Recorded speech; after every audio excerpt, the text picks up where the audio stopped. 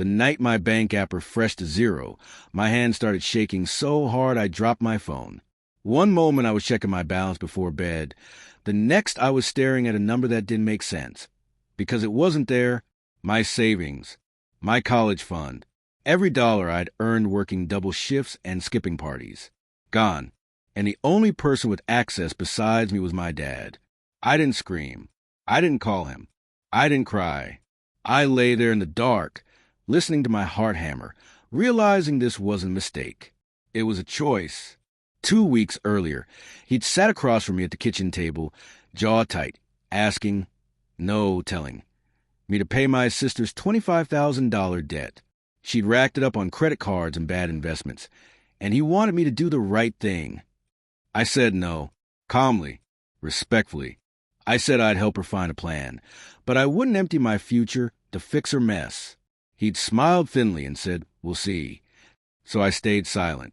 The next morning, I went to work like nothing had happened. I made coffee, answered emails, laughed at jokes. Inside, something cold settled in. I knew my dad.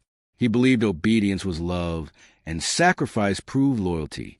He also believed he was smarter than everyone else. That belief would be his blind spot. I started by pulling records. Every statement, every transfer. There was clean and ugly, a series of withdrawals timed right after our argument, funneling my money into an account I didn't recognize. I didn't confront him. I documented everything. Dates, amounts, permissions, or the lack of them. I learned words I never wanted to know. Fiduciary duty, unauthorized transfer, financial abuse. At home, he acted generous. He cooked my favorite meals. He asked about my day. My sister avoided my eyes, guilt dripping off her like sweat. When my dad finally mentioned the money, he framed it as family teamwork. You'll get it back someday, he said. This is temporary. I nodded. I kept quiet. Then I called the bank. Then a legal clinic. Then an accountant who owed me a favor. I learned my dad had overplayed his hand. My account was in my name only. His access was limited and conditional. What he did wasn't tough love. It was illegal. I waited. A month later, my dad hosted a big family dinner.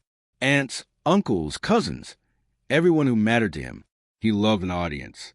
Halfway through dessert, he raised a glass and started talking about responsibility, about how proud he was that we handled things as a family.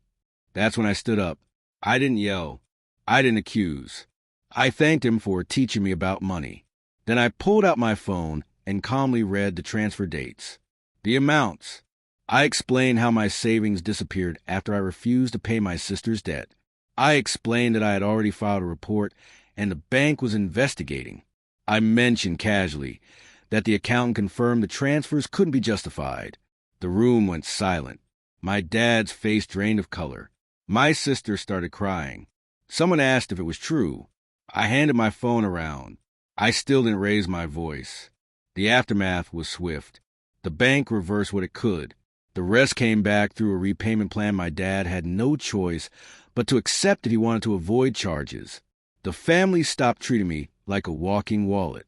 My sister finally took responsibility, not because she wanted to, but because no one would shield her anymore. My dad tried to apologize later. He said he was under pressure. He said he thought I'd understand. I listened. I accepted the apology for what it was, a surrender, not a change. I didn't move out in anger. I moved out in peace. My money came back. My future came back. And the silence I kept, it wasn't weakness. It was strategy. Because sometimes the strongest revenge isn't shouting or destruction.